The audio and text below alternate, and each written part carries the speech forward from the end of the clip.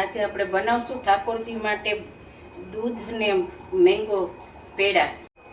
એના માટે મેં એક વાટકો દૂધ લીધું છે અને એક મેંગો સુધારી છે. આપણે એક મેંગો પીસ કરીને લીધી છે અને ઘી આપણે એમાં 1 ચમચી જ જોશે અને થોડી મલાઈ નાખશું ને થોડુંક આ દૂધનો મસાલો પાવડર આવે છે એ આપણે થોડું પધરાવશું.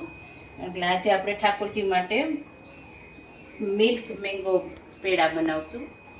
પેડા બનાવવા માટે આપણે પહેલાં આ કઢાઈ લીધી છે એટલે કઢાઈમાં આપણે 1 ચમચી ઘી પધરાવશું. ઘી પધરાવવાનો મતલબમાં તો એ છે કે આ દૂધ ચોટે નહીં ને ઉકળી જાય, ઘટ થાય પછી આપણે એમાં મેંગો પધરાવશું. એટલે ચોટે નહીં એ માટે ઘી પધરાવવાનું છે આપણે. હવે આપણે દૂધ પધરાવશું અને દૂધને પછી આપણે ઉકળવા દઈશું. થોડું ઘટ થાય પછી જ આપણે મેંગો પધરાવશું. આ 1 વાટકો મેં દૂધ લીધું છે.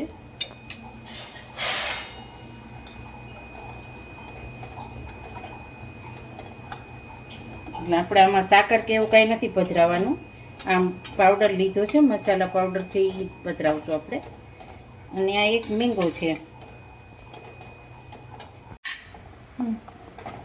હવે આપણે દૂધ સારી રીતે ઉકળી ગયું છે. હવે આપણે એમાં મેંગો પધરાવશું. જો ઘટ થઈ ગયું છે, સારી રીતે ઘટ થઈ જાય ને તો આપણને પછી મેંગો નાખવું પછી વાર નહીં લાગે. એટલે હવે આપણે આ મેંગો પધરાવશું.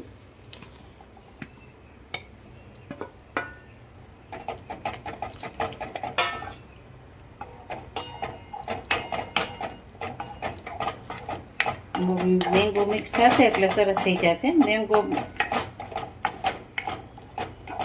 એકદમ ઝીણા સુધારેલા હોય ને તો વાંધો નહીં આવે, કળી જશે.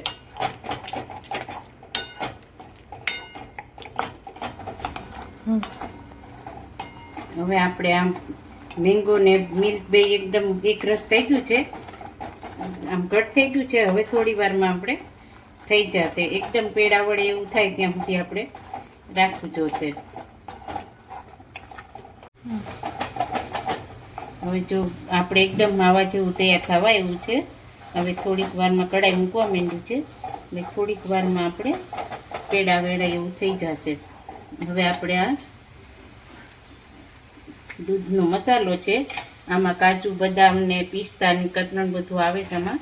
એટલે આ નાખશું એટલે આપણે કાંઈ ઉપરથી એલચી કે પધરાવાનું ના રહી અને પેડા સરસ વળી જશે. ને ઉપરથી આપણે સાકર કે ખાંડ કાંઈ પધરાવાનું નથી. આ પાવડર નાખશું એટલે બધું આવી જશે એમાં.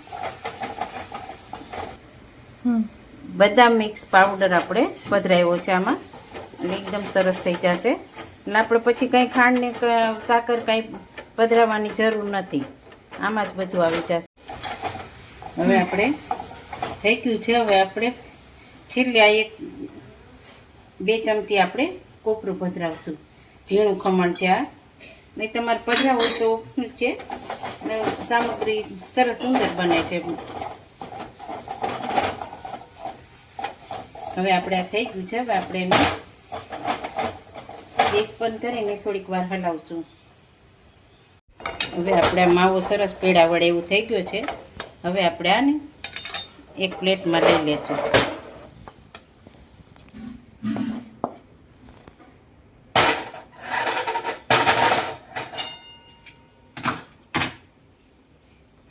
થોડીક વાર ઠરશે એટલે પેડા વળશે સરસ. અત્યારે વળી એવા થઈ ગયા છે. થોડી વાર ઠરવા દઈશું આપણે એને. હવે આપણે આ પેડાનો માવો છે એ સરસ પેડા વડે એવું થઈ ગયું છે. હવે આપણે પેડા વાળી લઈશું ને. જો માવો થઈ ગયો ને સરસ, અને કલર એ સરસ આવ્યો છે મેંગોનો, એકદમ ઓરિજિનલ કલર.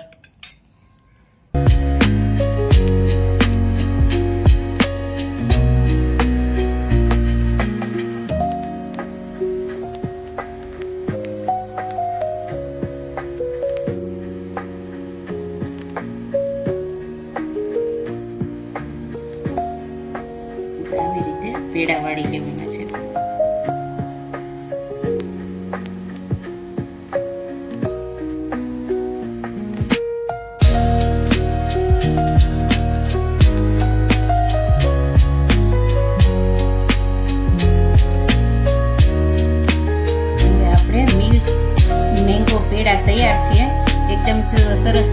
જો આમ ચોટતા નથી એટલે એકદમ ઠરશે એટલે કડક થઈ જશે. હા, અને જલ્દી બનીએ પણ જાય છે. હવે આપણે કાજુથી ગાર્નિશિંગ કરશું. તૈયાર છે આપણા મિલ્ક મેંગો પેડા. જલ્દી આપણે બની જશે 10-15 મિનિટમાં પેડા. અને આપણે ઠાકોરજીની સામગ્રી સવારમાં રીતે બની છે એવું બરોબર. ઠાકોરજીને તાજી તાજી આપણે સુંદર સામગ્રી ધરાવીએ.